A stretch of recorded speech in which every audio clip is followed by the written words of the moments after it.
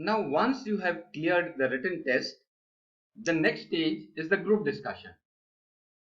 And if you are a fresh graduate, or maybe if you have a couple of years of experience, then I would say that the group discussion is the most important stage of your job interview. But before you go for the group discussion, you need to understand as to why a group discussion is conducted. What is the purpose or the significance or the relevance of a group discussion? You see, when you work for an organization, you don't work as an individual. You don't work in isolation. You work as part of a team. And when there is a team, there is a team leader and there are some team members. So for your subordinates, you become the team leader, and for your superiors, you become the team member. So at times you perform as a team leader, and at other times you perform as a team member. And more often than not, you have to perform as a team leader and a team member simultaneously. Because on one hand, you are dealing with your subordinates, and on the other hand, you are dealing with your superiors. So how do you become a good team leader and a good team member at the same time?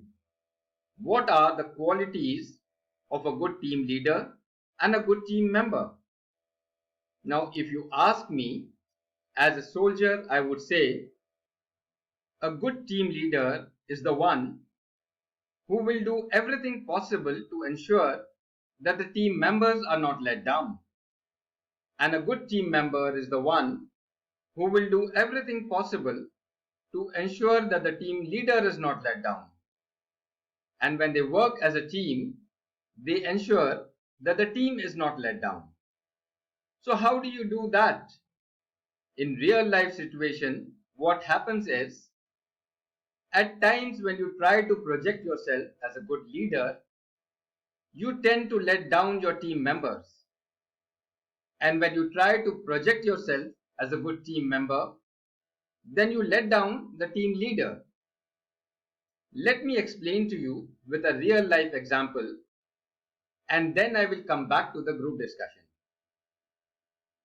Say for example, in an organization, you are leading a small team, and at times when your boss calls you and admonishes you for something, then often it is seen that the person breaks down, or rather he will try to put the blame on one of the team members.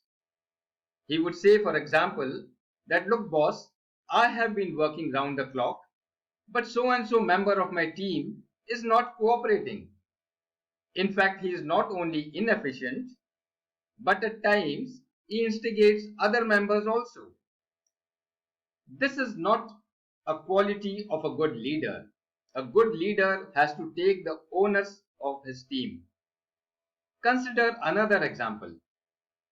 You are working as a team, and some of the team members commit certain mistakes, and they would not like the thing to be brought to the notice of the team leader.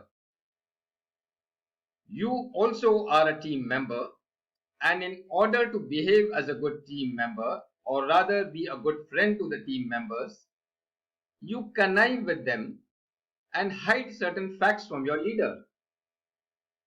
In fact, you are letting down the leader and leading him to some disaster in future. This is not the quality of a good team member. So coming back to the group discussion, what do you do? How do you project yourself as a good team leader and a good team member? What are the qualities of a good team leader and a good team member?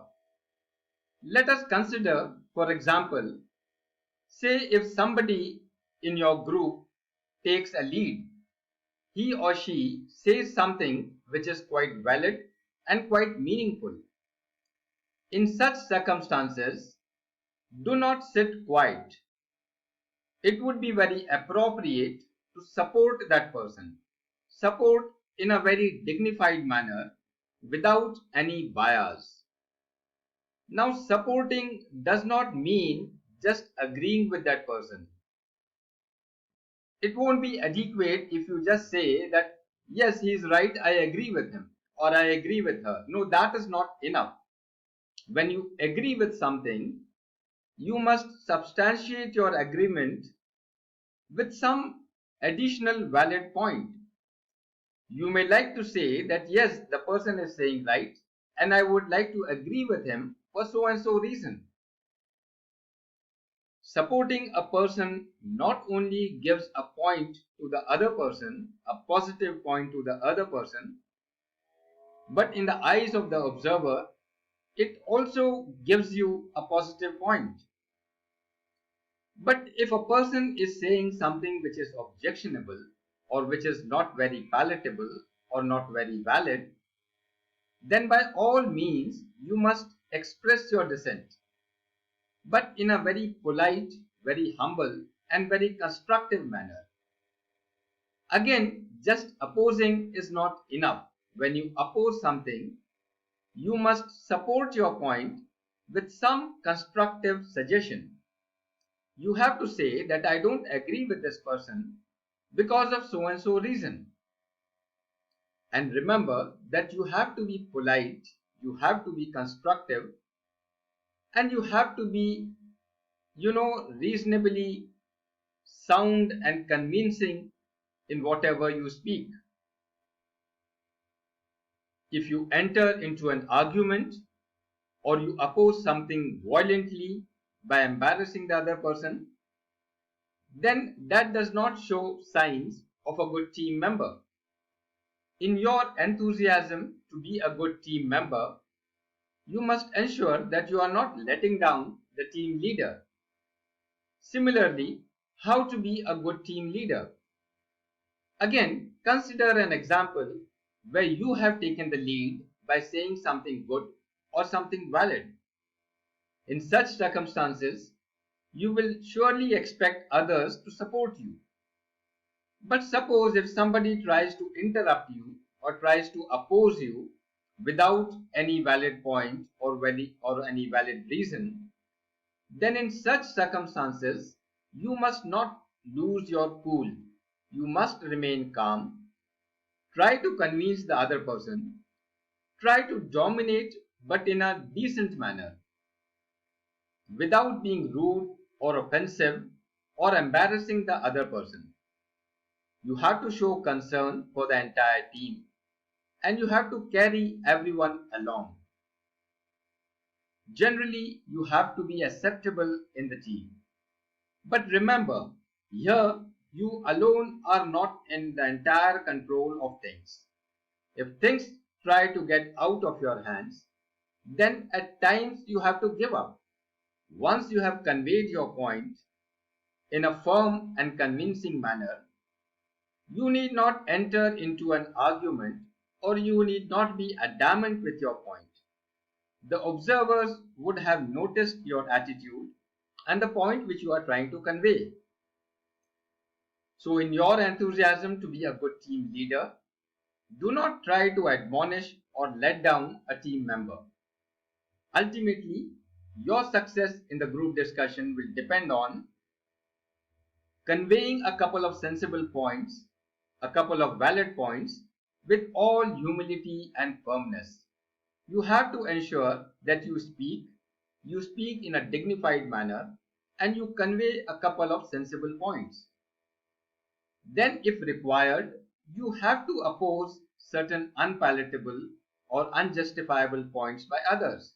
But when you oppose, you must ensure that you are doing it with all humility and politeness, and also supporting your opposition with some constructive suggestions. Then you also have to be generally acceptable in the group in putting across a point as well as when you are opposing some points. And last but not the least, you must ensure at all times that you maintain your calm and composure, whatever may be the circumstances. Do not enter into a heated argument or a quarrel with others. All right? Now, if you think over and if you remember the points which I have told you here, then I'm sure that you will come out of the group discussion room as a successful candidate.